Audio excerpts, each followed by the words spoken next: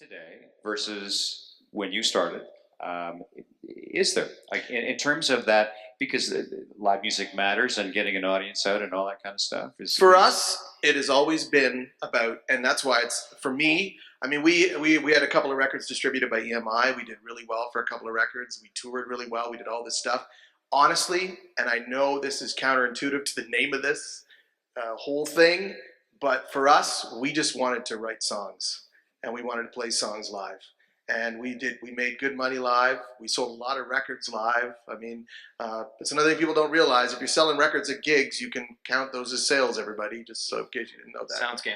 So, yeah. So well, that was great for us. But has it changed? I mean, I don't know. I'll tell you what's changed is well, you can learn how to download. It's easy. If I can do it. So what's changed, in my opinion, is the advent of home recording. Right? People can sit in their bedrooms. Sorry, Rick. I mean, yeah. And not look. I'll just say this right now. This guy makes killer sounding records. I think we all know that. Rick Hutt makes great records.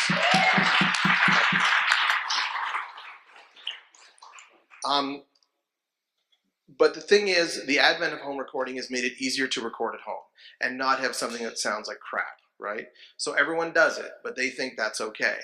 But I think the bottom line, and I remember I used to work for a part of the CBC called CBC Radio 3. I don't know if anyone knows what that is, but it was an independent music station. All we played were unsigned. When I started in 05, it was so serious that if we couldn't play stuff that was released more than 90 days before the date we played it, that was our first mandate. It had to be so new and so indie. And I mean, I'm not, talking trash here, but I mean, like, Feist we played long before, Arcade Fire we played long before, like all that stuff. So we were at a big summit like this and someone said, well, is there always, how do we know there's always going to be independent music?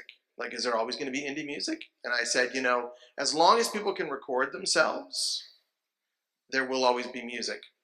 But in my opinion, what the advent of home recording has done is made bands be better live.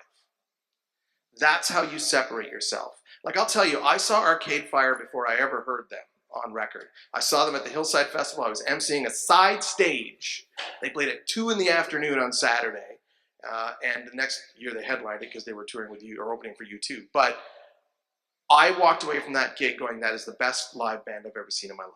They were the best live band. I went and I bought Funeral, the record. It was not very good.